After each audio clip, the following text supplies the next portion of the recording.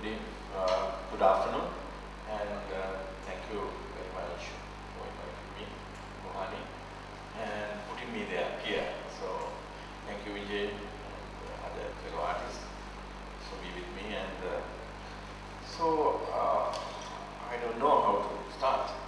So, at the first thing, and I just want to show what kind of art I produce. Might be the show a little bit, few slides. And so, because I think I am a temporary artist. I'm not a kind of artist going for a solid artworks. So, since 1997, I'm working with the temporary work is going. So that's why might be the questions what we are going to raise, answer those images also. And because my work directly involved with the history in recent past, maybe 30 years back, because I can't go away with that. So without history, I'm not exist. So I present history, and I collect things, what is around me now also, what's happening in the what's happening in Sri Lanka since 1980, big but wars over, but still that not over, and there is something going to that. So that is why for me it's very important to not only just tell something about the history and just not reminding anything from the history, but to get some motives, or sometimes I propose some kind of new motives. For example, a barrel. It's just an innocent barrel which was, there were a few detail of one work, so that's I started my barrelism in 1997. So barrels were there all the time. So it was like, it has its own history also. So that history was changed by the temporary or contemporary issues of that container located. So that container at that time located on Sri Lanka. So earlier it was like fuel and over the tar or kind of chemicals brought to Sri Lanka. But later it stands for the security reasons, so it blocked everywhere, and it became a kind of a barricade. So from that point, so I took that image objects, and start to reproduce same thing, what did the army or everything, and asking questions about history. So then I remind the history. Sometimes recently I invite one of my friends, big architect, also to my exhibition. He refused to come because he said, you are always reminding us history, bad history, and this is not young art, it's very young architects, but he's saying, that's enough, saying all the bad things all the time. But if he came to my he surprised. I'm not talking about the history related so I what is here. And so what I'm trying to do that beautification things, and history is going to be erased. Very concerned about it. So that is why I want to make some kind of common work or ask solar art or this kind of art. So whatever I produce, it should be art. So that's in that way I produce things. So the art gallery and that's art that people are coming there and they see yes, it's my art or question. So I think that point. So I'm trying to very important. And in reshaping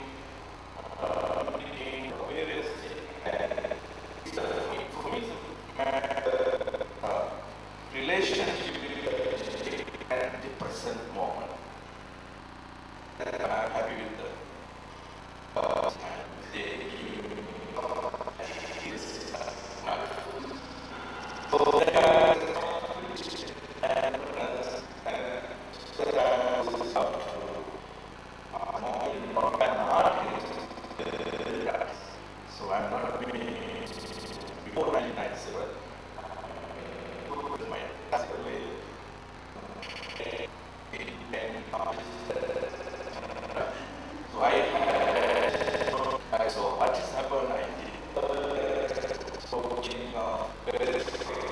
before I most of it's 1985. Each and in politics, I try to change. So that's the way. Also,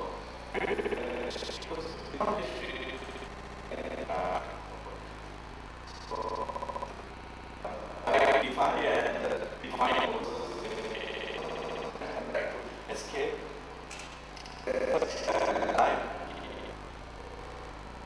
define. Translate what I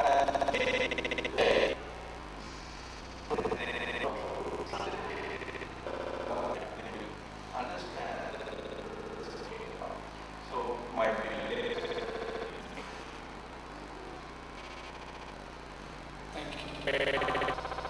lost that I have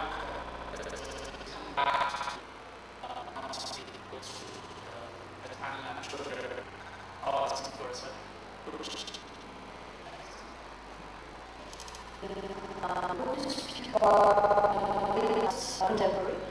Just a few of them into contemporary history, which was mostly of Maoist insurgency. So, and my personal response to that as an artist. Maoist insurgency started in 1996, ended 2006, and Nepal still doesn't have a functioning proper government. I mean, CA elections have been going on and on and on, and nothing has really happened. So here she shows I think a rather passive response to family, response to the fact that there are lots of disappearances and murders going on, and she shows families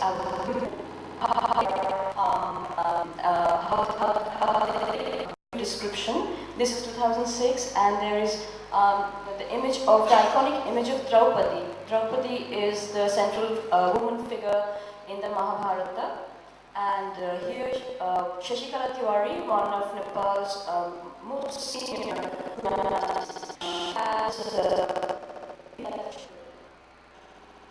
this is clearer. So she's being shown at the in public display at the royal court. I find it interesting because it's an icon, and it's like every South Asian knows the story. What I find interesting is that what Shashikala was trying to do was actually depict the nation being raped. And because she is, it's a woman artist working, it's difficult for women in South Asia to sort of confront this issue directly. And being in her 60s, I think that's why she chose to do it like this. The next slide. This is by Ragini Upadhyay, one of a very eminent Nepali woman artist. And what she approaches the same history from a different perspective.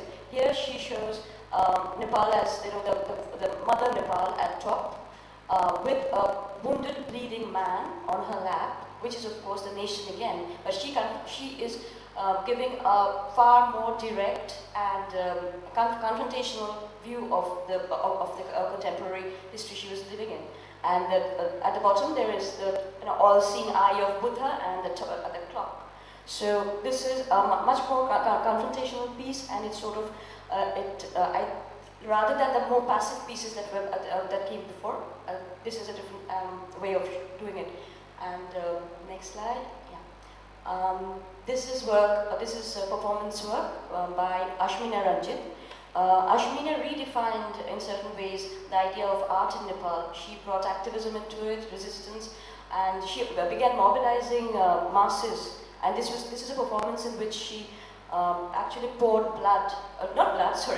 red paint across the streets of Nepal, Kathmandu, and which drove people out on the streets, and they began asking questions why. And then they began to get the answer why, because the royal crackdown on insurgency was terrible at that time, and she actually brought to the fore issues which were sort of below the surface in homes and families in their minds.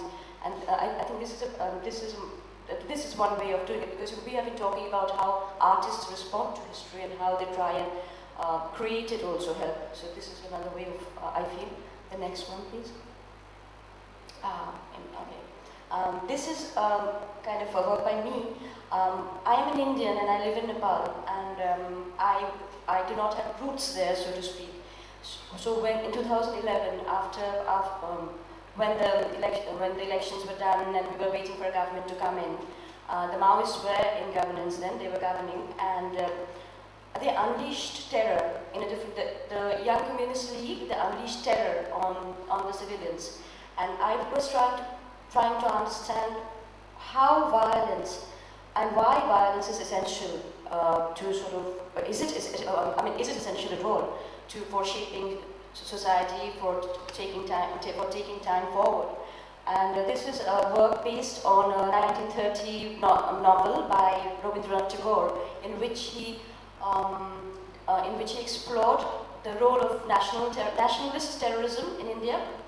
And I was sort of working on it and tried to interpret from the contemporary perspective, where it is, I think, kind of obvious. But should I explain what's there? No, I think it's kind of obvious.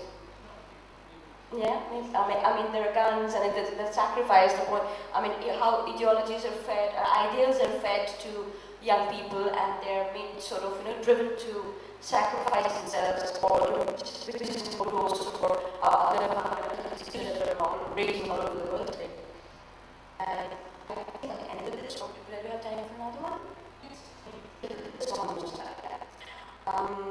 This is how we negotiate history. I negotiate history. My contemporary reality as a woman, and I hope I represent a lot of women in that. Because we have access to technology, we have access to a lot of consumer stuff, and we are apparently in a place where we have a lot of choices. But what I am trying to question with this, because the piece is called access denied, password invalid, is that whether we have access at all, and whether what are the choices available to a woman in South Asia at this point of time, in whichever economic strata she comes from. I will end with this.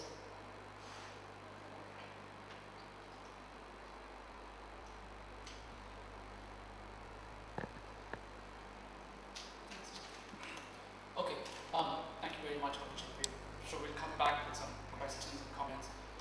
Santosh, coming to you, we were just having a conversation outside before the panel, and I've been intrigued a little bit by what Santosh has articulated in terms of his art in more than once, what he calls the butterfly effect, where he sees the seeds of a larger catastrophe in very small, commonplace incidents.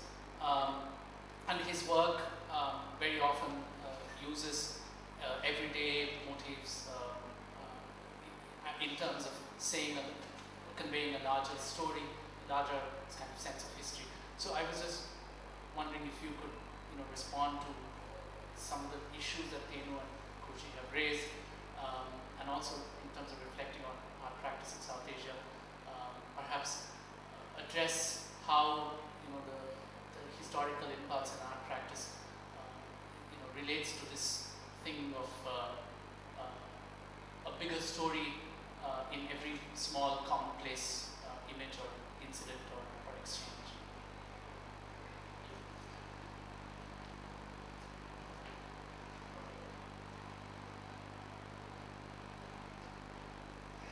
Anyway, this theory of butterfly effect is very beautiful. Basically, and it is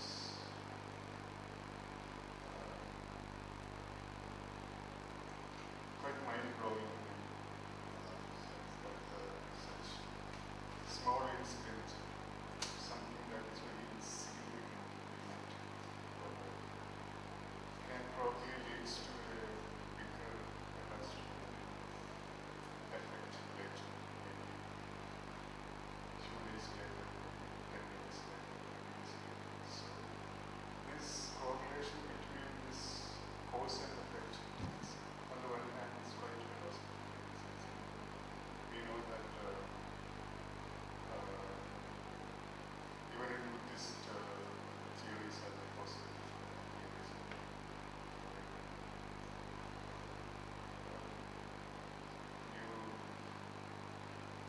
postmodern scientific theories related to this field. The ideas of chaos in relation to this field. So these theories have somehow sort of given me a kind of ideological basis to further explore different images that I have taken in this particular course.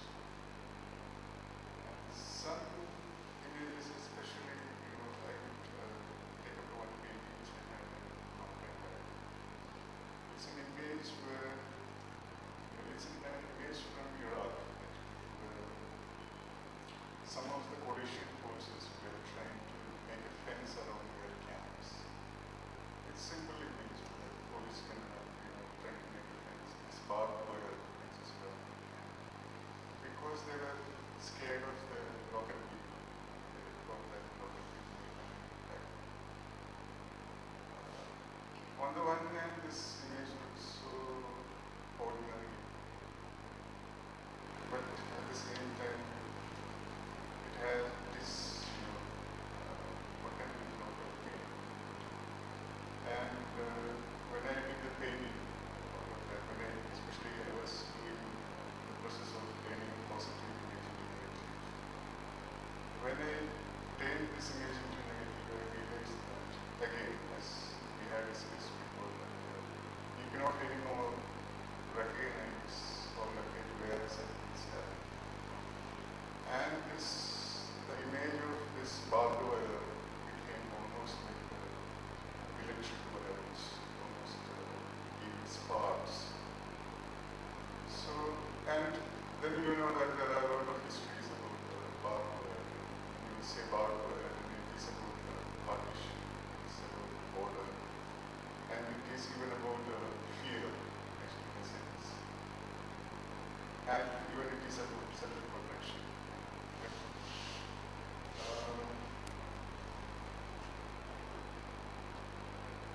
Probably in the history we see that barbed wire image during the Second World War, like before that in Nagaraj. Probably it's one of the scientists called Rufo. He designed this barbed wire, and it is initially being called as Rufo wires. Later changed into functional switching. And it is for the first time that we see barbed wire in one of the Second World War photography where it's inmates in the concentration camp holding the wires, explaining that war is over. They are trying to share the happiness that the war is. But somehow we know that still this element of fear is attached to this particular image, barbed wire. It is about border conflict. Why there is border conflict? And it is about the question of all kind of policies, international, national, or international, foreign policies, basically, and also ideology and religious indoctrinations that's to be done. So this seemingly innocent image becomes a politically potential image automatically when you use it in a typical image taken in terms of possibilities which we are experiencing. That is one thing which what else?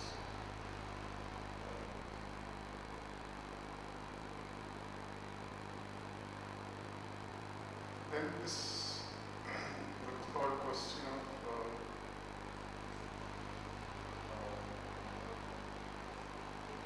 violence, that everybody is basically looking at it, whether violence is a strategy to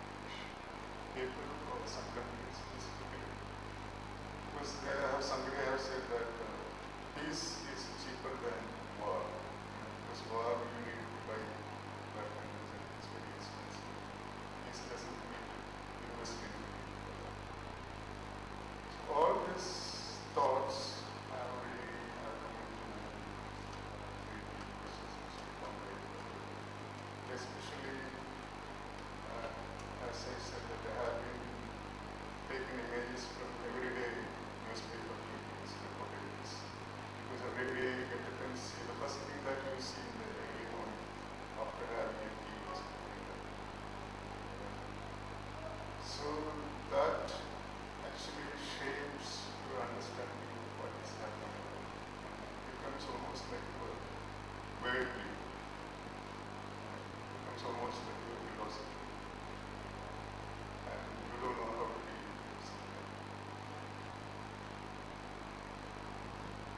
Okay, thank you very much.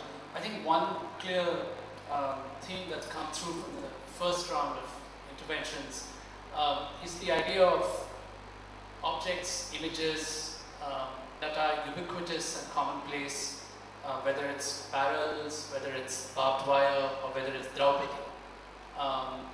being loaded with various kinds of meanings and not just historical significance, but obviously of very specific present-day import, which has a bearing on artistic expression. I just had a couple of questions for Thenu and Purji before we open the floor for a round of thoughts and questions from the audience. You spoke about 1983, and for the last many years you have commemorated 1983. You've had an exhibition that is about 1983. But and we know from your most recent exhibition, which you referred to, beautification. Each time you set yourself up to commemorate or observe, or remember, draw attention to 1983. What is it?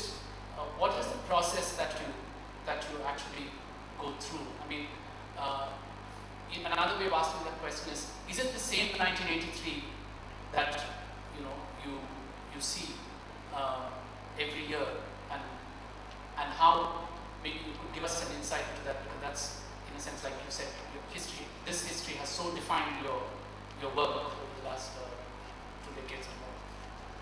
Yeah, well, in a way, every year I want to go away from the 1983. So because it's happening in front of my eyes. It's the 25th of July in Colombo. It was 23rd of July in Jaffna. 13 soldiers were killed. So happy people brought 13 bodies to Colombo. It's that way war started or anything for crop. But it, I was just at that time 23 years old, so-called young man. So, but I can't think. I couldn't do anything to stop that. So most of the people who lived in Colombo couldn't do anything. And we all, 20 million people, couldn't do anything till today.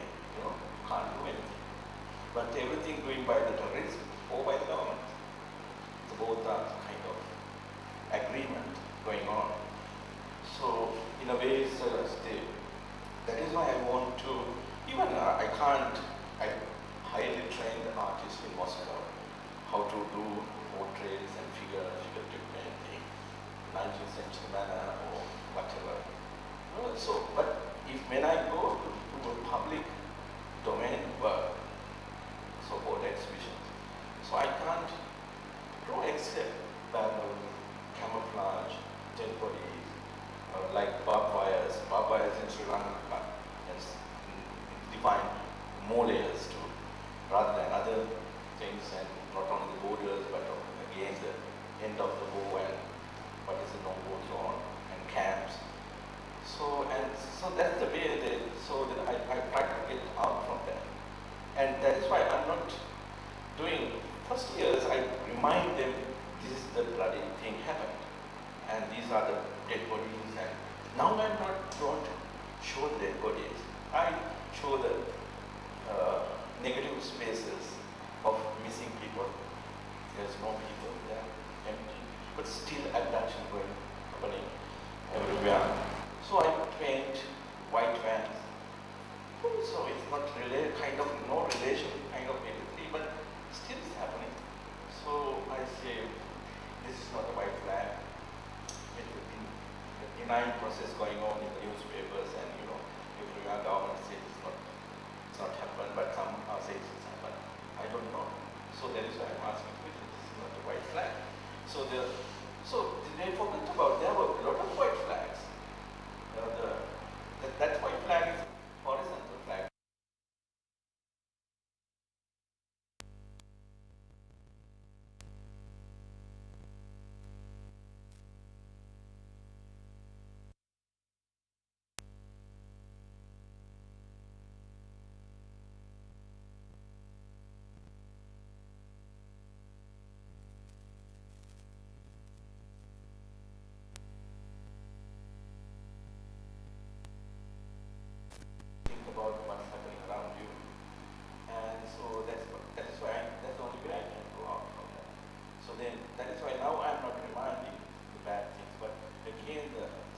traces are still there with the beautification.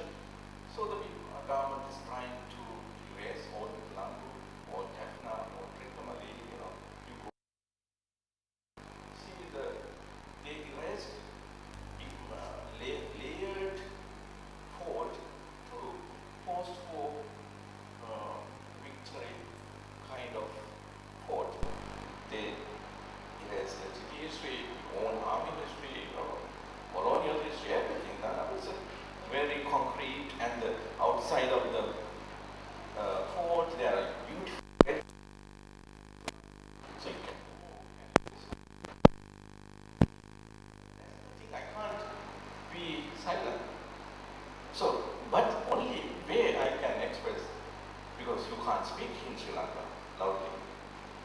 So as I have a new word, it's kind of we are a developed nation, that developed, you tongueless people. So you can't say. That is why the only way I can do is do visual art. It's a silent weapon. So I use it as a weapon. So it's a kind of thing. I don't give to people be silent. So they have to talk with me, or talk by themselves, or talk with the government, or talk with the civil movement. So that's the way I want to define, or escape, or remind. That's to live. Otherwise, I can't live. I mean, this idea that your life and your conscience as an artist and as a person is connected to the past, to history, and forgetting that or moving away from that is akin to moving away from life itself. Is an important, it's a very central idea. I just wanted to take you up on, we saw you shared with us the image of Draupadi, but in the paintings that you shared with us, there were also, motifs of the Buddha. These kind.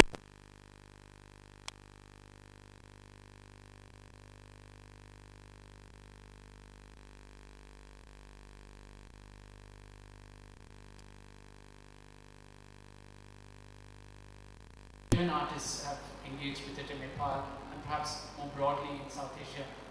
What about it? What about these kind of forms of modalities of recall and remembrance are specific to the work of women artists? I mean, are they certain dimensions which from where you stand you see as something that women artists particularly deal with and engage with? I will speak from my personal experience, of course, and because I have engaged in art or with art in Nepal, so I'll speak from that context. What I have realized is that women artists in Nepal, because art is something not very popular with women practitioners there. I mean, there are a lot of women who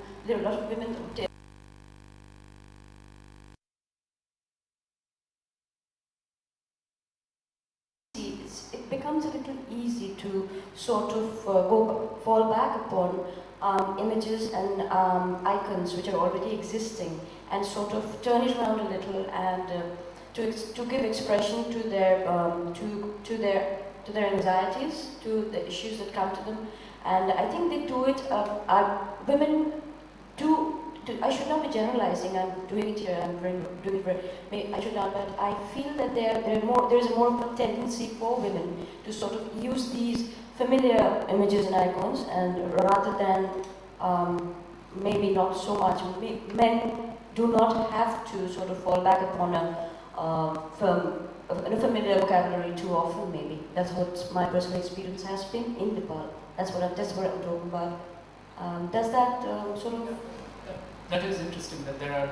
Yeah, because they keep on using the goddess image, and characters Bharata or the Ramayana or the Kumari, the Kumari goddess. That's very important, and one big way of sort of taking a stand would be to sort of subvert these and immediately get a reaction out of it, or subvert this in a sort of a subliminal way, so that only the ones who will understand and won't cause them any trouble. because they have to sort of negotiate a very difficult space as artists in Nepal. Yeah. Okay, maybe some comments or questions from the floor.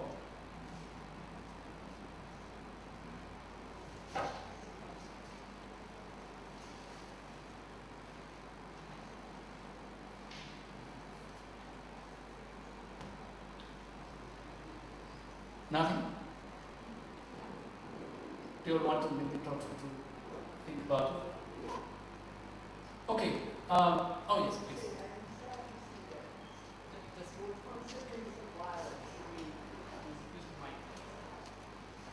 It's sad to see three lovely artists are talking. The whole subject is violence. And of course it's a reflection of our society. Some of the feature today. So what a violence, and you're there, sitting here and listening to violence, seeing violence. And it makes me very sad. Yes, so. We'll take other comments. Bye. There was not a question, I think. Maybe it's better. So, yeah. My name is Suzanne. I just flew in from Germany. Interestingly enough, I come from a panel discussion which happened in Germany Thursday night, and it was about who has the right to interpret history in recent art history, which is a tricky thing. In Germany, as you know, it's been divided for more than 40 years, and there's still ongoing debates between the West German art history and the East German art history, and the latter feels kind of suppressed and not included in the canon. But it's also always a topic how to relate, to respond artistically to what's been going on through 40 years of dictatorship. And as I remember, immediately after, and you know that we were talking about Mr. Gorbachev, that immediately after the fall of the Iron Curtain in the early 90s, visual artists did not, or barely touch upon the subject of history, of the recent past. And just now, not necessarily in new generation, but only now, like 20, 25 years after, start to relate to it, because it kind of felt superficial or one-dimensional or too close or too little digested. So it's an interesting process, and we are a little bit farther, I have the feeling, in reflecting this. And also I wanted to draw your attention to a book by an Egyptologist, Jan Assmann. He's written a terrific book about memory and recollection. And he says, the moment when the last generation that has actively witnessed history is going to die or develops the feeling that they won't be longer around, then the whole processes of canonization, of recollection, of scientific processing kind of grows more momentum. So this is kind of, I just wanted to say that, because I have the feeling that now in Germany, in this East-West debate, some older artists, some whatever, civil rights people are growing older and starting to die, and this moment is, oh, we must not, we have to grasp our memory, we have to kind of write it down, and yeah, that's what I wanted to bring in. Thank you. Any responses to what we've heard? I think particularly both are interesting comments. One, of course, speaks to something, Tenu, that you raised at the very outset, that this recurring engagement with violence creates a certain level of discomfort, and that our recent history is being so dominated by violence. So then, should art practice, what should be the role of art practice in terms of engaging with that recent history of violence? Is it to get people to confront it even more, or what do we do with this discomfort?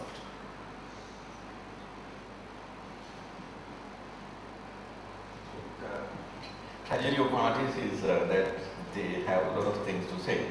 So that is why when something happens in front of their eyes or ears and whatever, various forms, it's novel, it can be a poem, it can be a visual art. It some way it has to be, they are trying to reflect. Other people like, people not. But I am thinking about artists who might be a big, not a big capital A, but we have to change it. Simple artists, very simple artists who are not selling their work or doing ugly work to people. Those artists want to keep some kind of the freeze moment of history, but they so quite various kind of give openness to the work, not the complete the definition. So definitions are various, even if you are getting the recent past, now debate is going on. Government is debating March.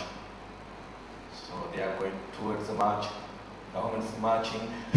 People are watching. So, but this you can't change. So, but it's happened. We are waiting interpretations. So the artist can say and freeze. Yeah, it can be a photograph. It can be a memorabilia. It can be a piece of paper. It can be a piece of word like hell and pain. Then people know helping, but other people words can think about it. So various things they can put in the public. Oh, might be they don't see it now, but artists' responsibility is my view is to say those things whenever possible. So they are remaining as an artist. They later become big capital because we are not selling our work. No, we are not selling our work, and we are not making. We don't produce sellable work. We produce thinkable or interpretative work. So, yeah, I know. In that sense, I was just wondering if that leads us on to ask whether artists are actually historians with a small h. Is that something?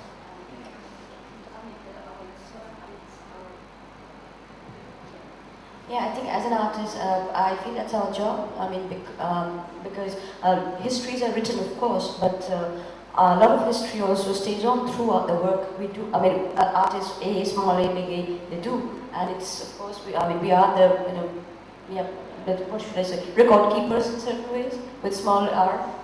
Yes. Right. So you have any thoughts?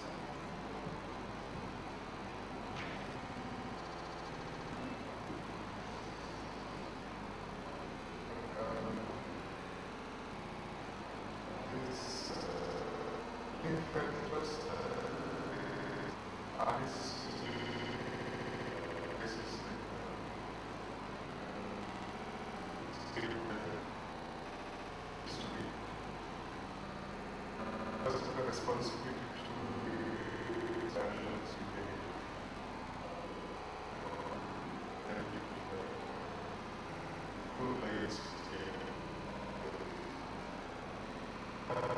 process of constant adaptation to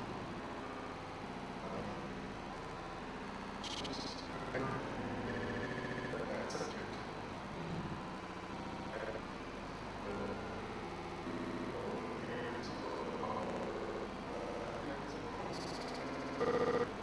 Somebody who wanted to follow the situations. She had been made to know with its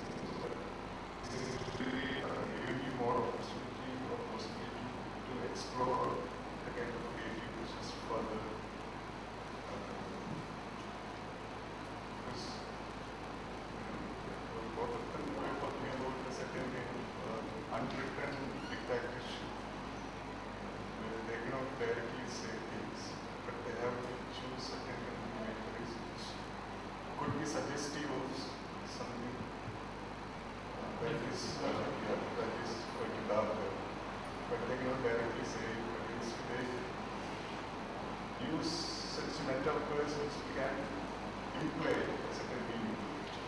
Isn't that a constant struggle to come up with something which should be acceptable to audience? Or is there any element of compromise? Or how do you deal with this creative situation? I don't know, I should have asked a question. I think we should all be asking questions all the time.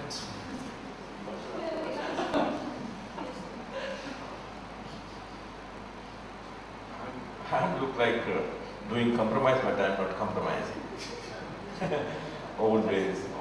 Yeah. But I know how to escape with the direct attack.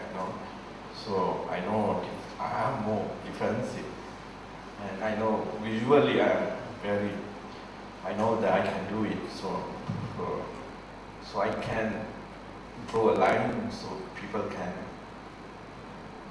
say it's art kind of. So that's why that weapon I have. That is why no, without compromise you can do. But the only thing is that we make a work of art with the open-endedness, without kind of openness. Then anyone, because history, erasing what is our Sri Lankan history? Is it Mahavansa chronicle of? It's what kind of history? It's according to the Buddha. It is if Mahavansa is correct.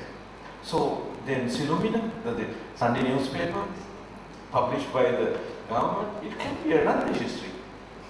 And daily lives, daily news, so that might be another history. So that's the way history makes. And Ireland newspaper produced another history, and Sinhala newspaper of same company making a Buddhist kind of, chauvinist kind of ideologies and raising everything, So it is good. History is open to interpret now.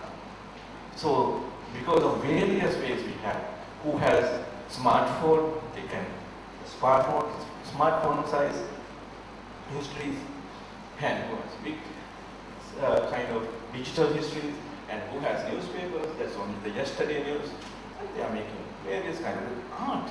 The only art can open to anyone. It's not today, it's produced today, but it's produced for might be tomorrow.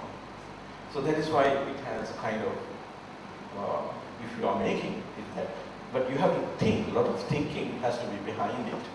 Not like Sunday, actually I'm a Sunday paper because I'm doing a job at the university 5 days and I don't have, only Sunday I have to work. Then in that sense I'm a Sunday painter. But it's other way that there was a thing kind of the amateurish painters are doing Sunday and beautiful painting, kind of painted canvas, you can say. But I'm not painting clothes or canvases. I produce things you can sell or but think main thing. And some people like can buy it, but no compromise. That is the main thing. Art shouldn't compromise. So if compromise, it's a politics. So my diplomatic things, you just compromise. Because you have to, it's like or not others, you have to say your things. Alright, that's it. Looks like you have some. No, I was just thinking, nobody was talking, I was thinking. And as an artist, I know art should not compromise. I mean, that's where we come from. But I think the act of creation, like when we put forward an artwork, it is a compromise because we tap into extralingual territories, basically in our minds or in our surroundings, and then we try and put it into a form which will sort of bring forth responses which are intelligible in linguistic terms, because otherwise there won't be a response. So I think the act of creation is an act of compromise in certain ways, but as artists we should not. That is the response to what you were saying. I don't know whether that makes sense. I just wanted to, I think Romani's pointed to the clock, but I was wondering if you could, just take 5. I'm happy to take, but just try to introduce the idea that we Oh, okay. No compromise on that. Okay. Anyway, but I wanted to put another question on the table. Santosh, when you said that it's the responsibility of the artist to show that the truth lies elsewhere, and Tenu and you, Kochi, both spoke about the artist's responsibility in terms of speaking. And this brings us, I suppose, to the question of the truth effect of art practice. And are you, or the other three of you as artists, you are laying claim to speaking certain kinds of truths, right? You're saying that this is what it is, rather than saying, I don't think your approach, for example, you were saying, it's not about just offering different interpretations and people are free to pick what they want, but you're going out there and saying that my art is speaking truth in a certain way. So, in other words, there's also exercise of power, there is exercise of privilege. So it's one. So what I'm trying to tackle is the issue of the power of the artists, and and the idea that art practice has this truth effect, and then in terms of rendering history through that, what kind of responsibilities then does it entail? So that's just something that I want to put to the table. But I also want to go back to the floor. Are there any further questions or thoughts or ideas that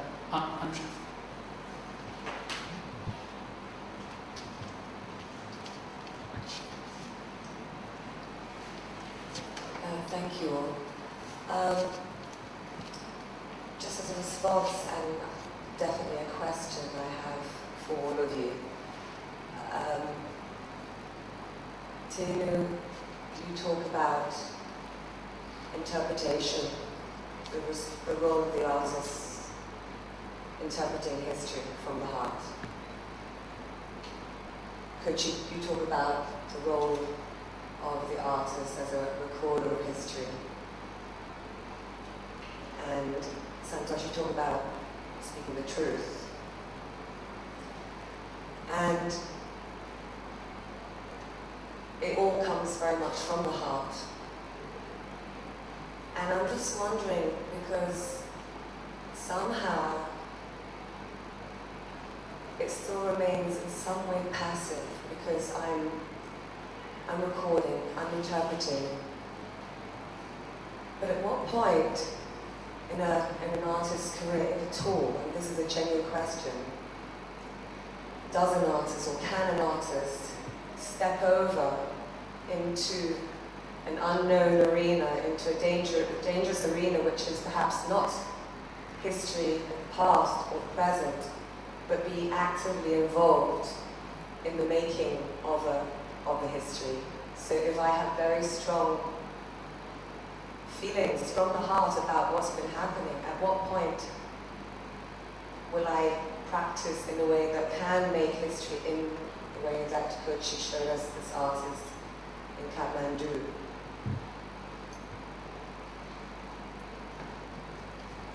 Any other comments or questions? Yeah.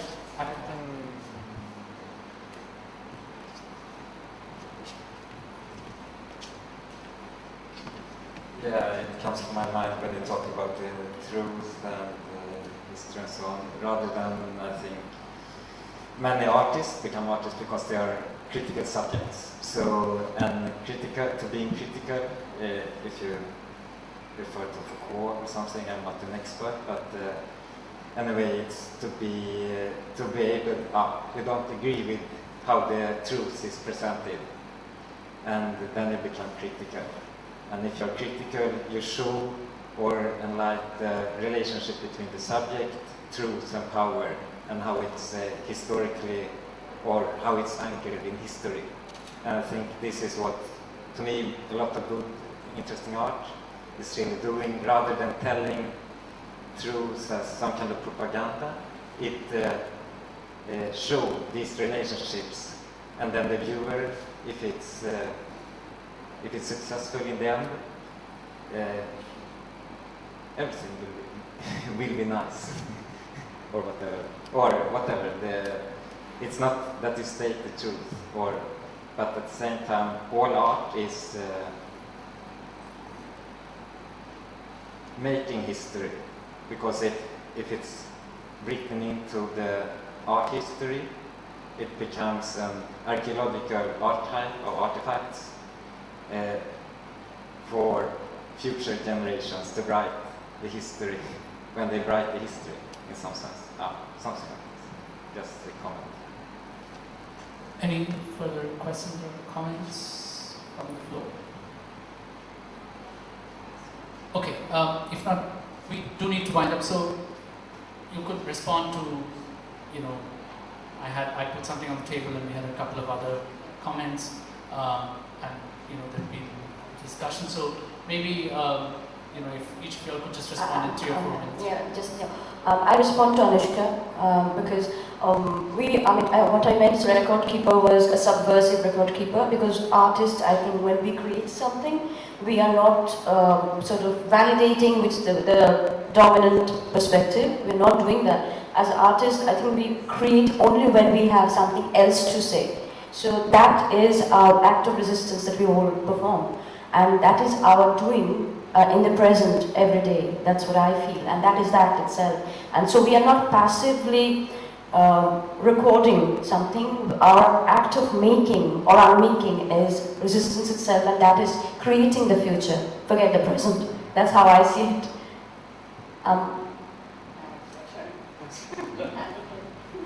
Yeah, so history is not for sake of history.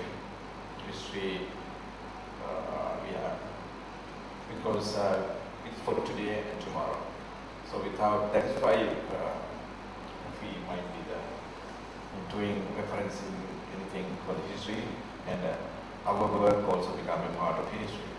So we are putting more things to the history, and every day, every time, because now earlier only few artists had a chance to put things to the history.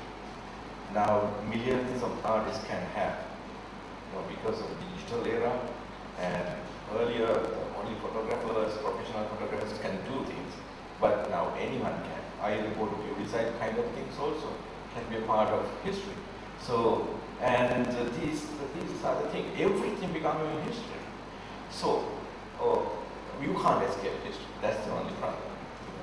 But if you want to live in future or survive in today, understand history.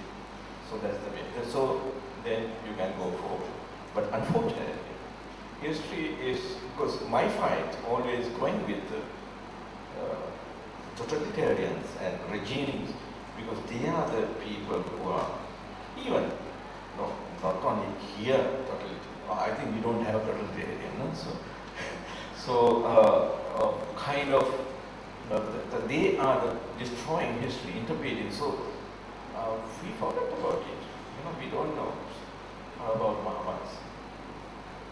Now, recently again, we are talking about Ravanas. We are going to Ravana period. So we are killing Gautama Buddha and creating a new Buddha, the militant Buddha kind of thing. So these are the things happening today. So artists have a lot of issues to deal with.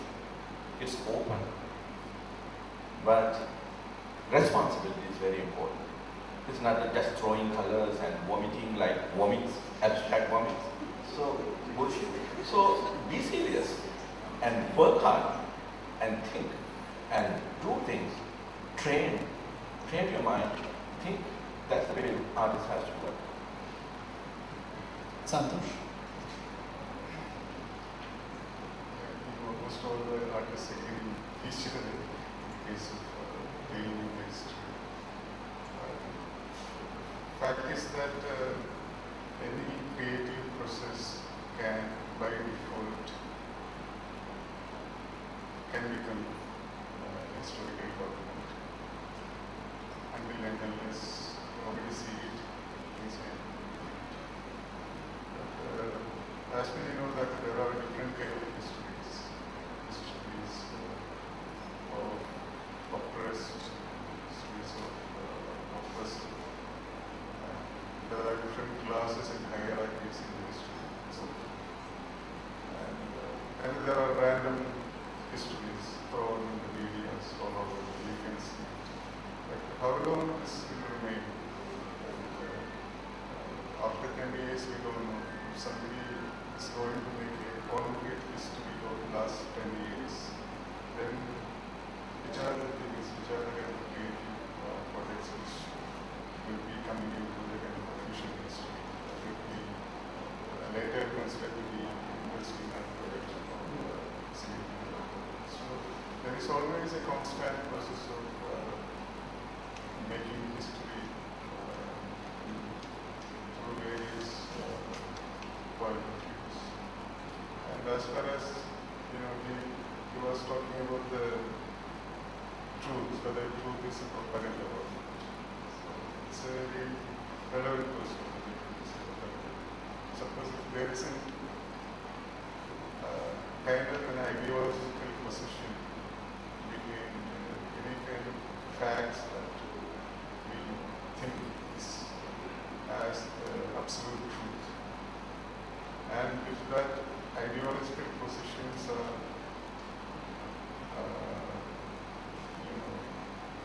sort of manipulated or one-sided,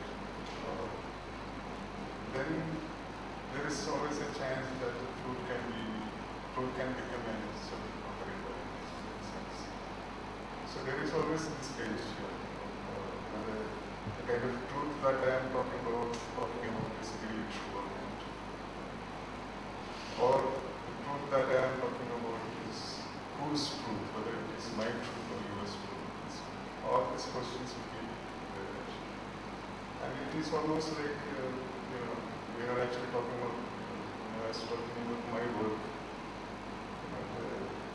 One of the core idea around which my works are built is one of the question. I would call it as an internal question, that is, who is the real enemy? The whole discourse, all the questions actually, whether it is history or it is true, all is around this central question, who is the real enemy?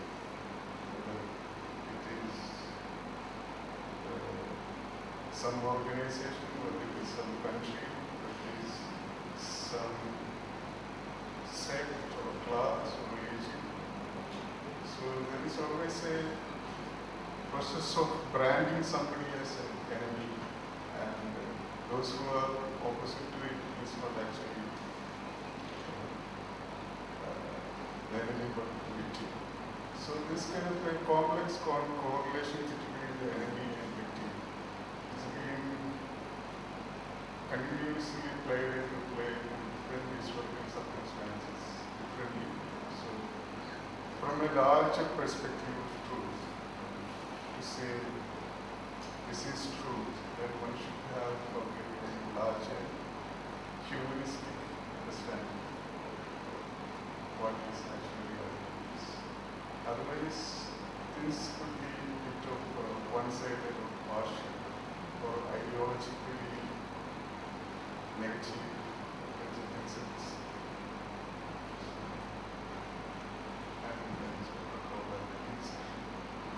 Because I am also dealing with this similar issue, because I see that even my works have similar problems. Because sometimes I realize that I cannot take a position in certain cases, because that is quite risky. And you don't exactly where is the border and the division between the right and good and bad. Whether you should be in the position of should we take a neutral position or should you take the sides? All these complex issues of ideological positions are very much there, and I'm constantly struggling with that. So when I ask the question of compromise, I know what being creative artist, I know it's a very important issue because we all deal with that issue. constantly. Sometimes we are successful, sometimes we are not. Because most of the works I know that quite successful works. You know, after doing the work, when I go back and see it, I really explore my what is it? They do this. When I look at the bad works, after probably 1 month or 1 year, what you see is the problems in the work. This is not the right way. So this is a constant creative process where all question of history, issues, all comes into the